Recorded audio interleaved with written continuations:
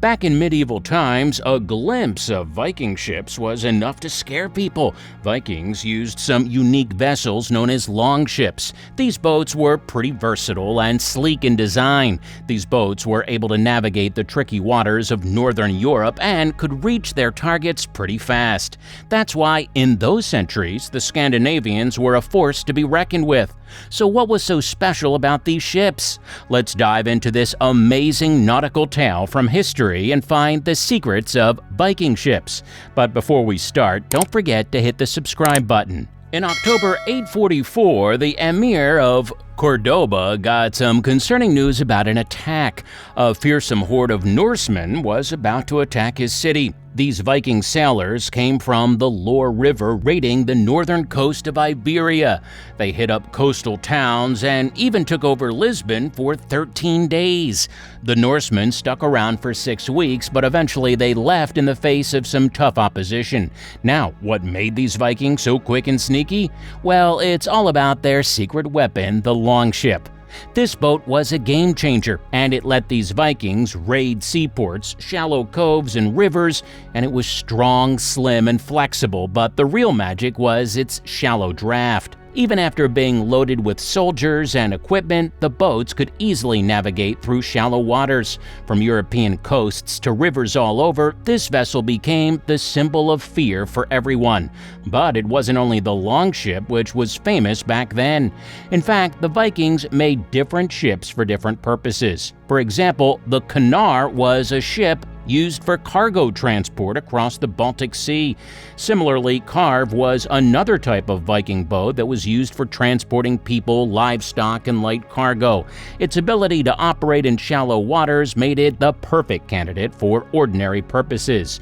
The Longship and its updated versions were used specifically for warfare and raids. So let's take a look at these different types of historical vessels.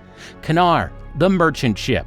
The Knarr was like the cargo superstar of the Viking era. You can imagine it as a cargo ship, but not the usual long and slender one.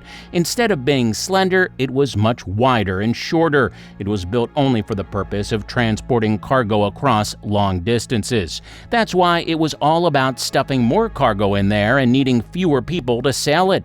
In Old Norse, Knarr means a ship made for long trips, and Vikings used it during the Big Expansion phase. As for the dimensions, this type of ship was 16 meters long and 5 meters wide. They could carry a whopping 24 tons of goods like barrels of wine, wool, timber, wheat, you name it. It wasn't just a floating warehouse, though. Vikings used the Knarr to feed and back up warriors or traders on long journeys. They even brought along livestock for new colonies in places like Iceland, Greenland, and Vinland. Since the end of that era, we don't find many Knarr ships lying around. Only one has been found so far, which is on display in Denmark's museum. The Longship warfare ship. Between 793 and 1066 AD, the Vikings were not just notorious raiders, but also skilled traders. Their ability to explore and trade depended heavily on two main things. The first was their exceptional seafaring skills, and the second was their advanced shipbuilding techniques. The Vikings hit the jackpot with their game-changing invention, the Longship. These ships are perhaps the most famous Viking ships of all time. These were the superheroes of seas during that era. Their design was so brilliant that even other cultures, like the Germanic tribes, adopted it. Crafted mostly from timber, its wide structure conquered rough waters and covered vast distances. The brilliant design made it possible for these boats to carry warriors and goods. The Scandinavian sagas give us glimpses of these maritime marvels. Now let's explore the variety in the Viking Longship family. First up is the Karvi, a versatile vessel with 13 rowing benches. It served multiple purposes like trade, fishing, transportation, and yes, even military use. In 1880, a famous Karvi ship named Gokstad was discovered with a whopping 23 meters in length. Next in line, we have Snekja, which literally means snakes. With a minimum of 20 rowing benches, it was sleek and designed for combat. Around 17 meters in length, it excelled in deeper waters and was perfect for Atlantic expeditions. The next type is the skeed, the heavyweight of Viking vessels. It was primarily a warship with 30 or more rowing benches. In the 1990s, the Snekja ship, named the Rockskild, was discovered. This huge ship was a 37-meter giant and showcased Viking naval power around 1025. Last but not least, the Drakkar, or dragon, was another type of longship. You might have seen this ship in movies and cartoons. It was adorned with carvings to terrify the enemies. With rowing benches of 30 or more, it remains a mystery from the Viking era because not a single Drakkar ship has been found yet. Now let's dive into the secret sauce, the way Vikings built these ships. As for design and construction, the planks and frames of the longships were cleaved, not sawed. Following the fibers, they basically split pine trees in half.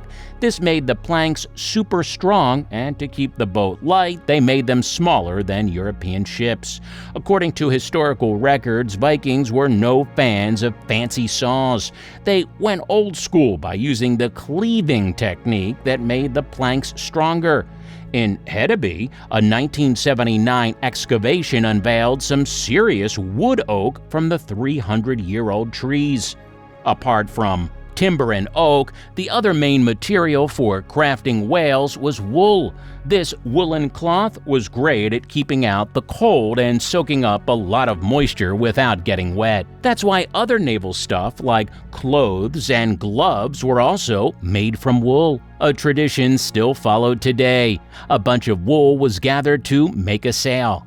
Generally, a warship with 65 to 70 men might need over 1.5 tons of wool for sailing and all the gear. The square sail wasn't one big piece but was made up of several pieces stitched together. In this stage, the fabric was fluffy, rough, and got wet from sea sprays or rain. In the next step, the stitched fabric was coated with fats like animal fat or fish oil. These fats were mixed with acherp to block air and make the sail waterproof.